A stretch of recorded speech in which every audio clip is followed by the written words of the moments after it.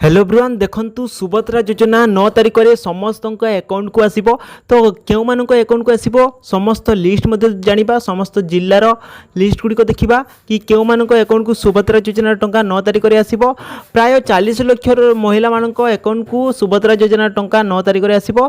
तो चलतु जानिबा कोन रही जे अपडेट जो तुमरो सुभद्रा योजना हेल्पलाइन नंबर रही मध्ये तांको सह मध्ये कथाबार्ता करिबा कि से माने कोन कहउछन्ती सुभद्रा योजना को नै माने 9 तारिख में जो टंका आसीबो केउ मानको टंका आसीबो आउ जो 1 टंका लेखा कोन पई केउ मानको अकाउंट को आसीची जे मानको अकाउंट को आसीची कोन से मानको अकाउंट को ही सुभद्रा योजना टंका आसीबो एमिति समस्त मन रे डाउट रहउची। तो चलंतु समस्त डाउट क्लियर करिबा लेता पूर्व जति माने चैनल नुवा आसीच ताले चैनल को सब्सक्राइब करी बेल आइकन को ऑल बटन रे सेट कर दियो जाफल एमिति नुवा नुवा वीडियो गुडी को सर्वप्रथम देखिबो।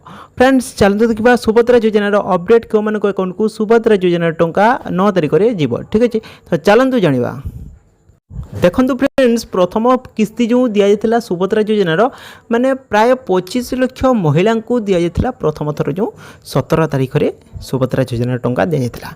तो सही समय कौन होता ना टेस्टिंग आकार में 1 टंका सेंड कर समस्त अकाउंट को डीबीटी मध्यम जो मान अकाउंट को आसीला से सुभद्रा योजना टंका मिलता किंतु केते जन अकाउंट को 1 टंका न आसी अकाउंट रे सुभद्रा योजनार टंका आसी जाता।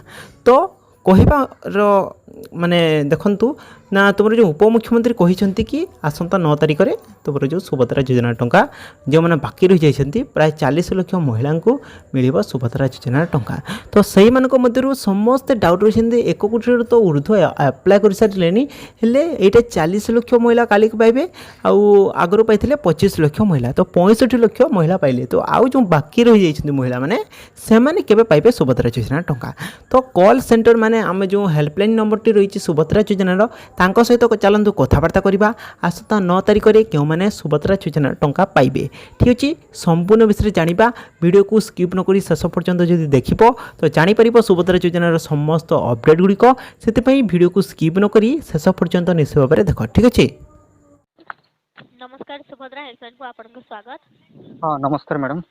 आज्ञा नमस्कार। सुभद्रा विषय में किसी जानवर थिला आज्ञा कहत आज्ञा माने देखंतु आसंता काली होची हमर टेस्टिंग पाई समस्त मां मान को टंका टाका प्रदान करिवे। आज्ञा ए विषय को मां मान को टंका प्रदान करिवे आ से माने केमिति पाइबे को मेथड रे पैसा पाइबे से विषय मु टिके कंफर्म आपन सब जानिबा चाहूची।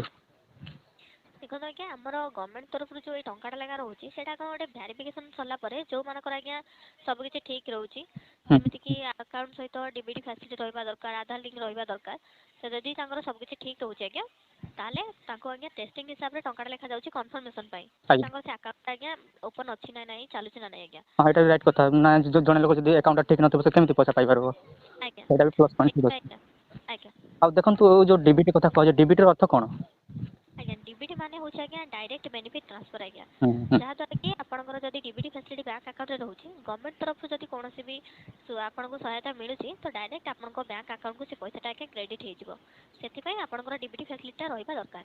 मैडम आ गोटे मोर प्रश्न अछि गला थर 17 तारिख जो पेमेंट दिया हेतला जो मान टंकाटे आसी नथिला से माने भी पैसा पाइले आ जो मान पेंडिंग थिला से माने भी पैसा पाइले एमिति कि जो मान टंकाटे आसीथिला से माने मध्य पाइ पारलेनी यार रीजन कोन मैडम। देखो आज्ञा हमर जो वेरिफिकेशन रहउतिला तो जो मानका सेठ जो जाइला टंका लेखा टेस्टिंग हिसाब रे जाइला जदी भी कोनोसी कारण जदी जो मानको मिली पारि नाही तो से मानकर आज्ञा हमर जो सेकंड फेज आसी सेकंड फेज रे से मानको मिली परिबा आज्ञा। माने आसंता काली जो हमर 9 तारिख रहउची 9 तारिख में मिलिबो ना ये हमर गला मार्च मास रे 8 रे मिलिबो से मानको हमर 9 तारिख रे आज्ञा सेकंड फेज रहउची जो मानका आज्ञा मिली पारि नाही जदी से मानकर आज्ञा सब किछि ठीक रहउची सक्सेसफुली सब किछि वेरिफिकेशन हेई जायची ताले से मानको मने मिली परिबा आज्ञा।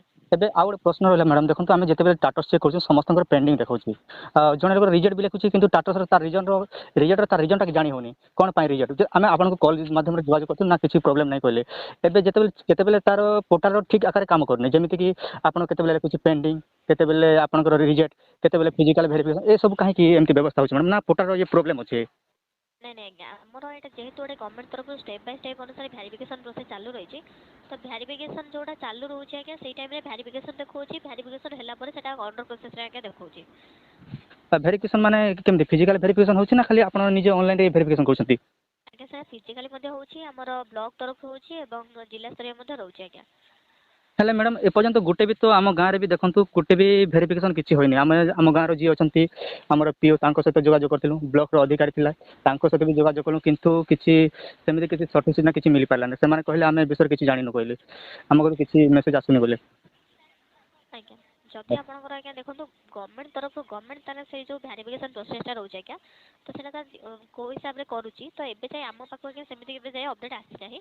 ହୁଁ ତ ଏବେ କିନ୍ତୁ ଯେଉଁମାନଙ୍କୁ ନ ମିଳିଛି ଆଜ୍ଞା, ତ ଯେଉଁମାନଙ୍କର ଏବେ ଅଣ୍ଡର ପ୍ରୋସେସ୍ ଦେଖାଉଛି କିମ୍ବା ତାଙ୍କର ଯେଉଁମାନଙ୍କର ଆଜ୍ଞା ସବୁ କିଛି ଭ୍ୟାରିଫିକେସନ୍ ସବୁ ସକ୍ସେସଫୁଲି ହେଇଯାଇଛି, ହୁଁ ତ ସେମାନଙ୍କୁ ଆଜ୍ଞା ମିଳିପାରିବ ଆଜ୍ଞା, ସେମାନଙ୍କୁ ନିଶ୍ଚିତ ପଇସା ମିଳିପାରିବ। ଫ୍ରେଣ୍ଡସ୍ ସେୟା ଥିଲା ଆଜିର ବଡ଼ ଅପଡେଟ୍। ଯଦି ଆପଣମାନଙ୍କୁ ଭିଡ଼ିଓଟି ଭଲ ଲାଗିଥାଏ ଭିଡ଼ିଓକୁ ଗୋଟେ ଲାଇକ୍ କରିବେ, ସାଙ୍ଗମାନଙ୍କ ସହିତ ସେୟାର କରିଦେବେ, ଆଉ ଯଦି ଚ୍ୟାନେଲ୍ ନୂଆ ଆସିଥିବେ ଚ୍ୟାନେଲକୁ ସବସ୍କ୍ରାଇବ୍ କରି ବେଲ୍ ଆଇକନ୍କୁ ଅଲ୍ ବଟନ୍ରେ ସେଟ୍ କରିଦେବେ।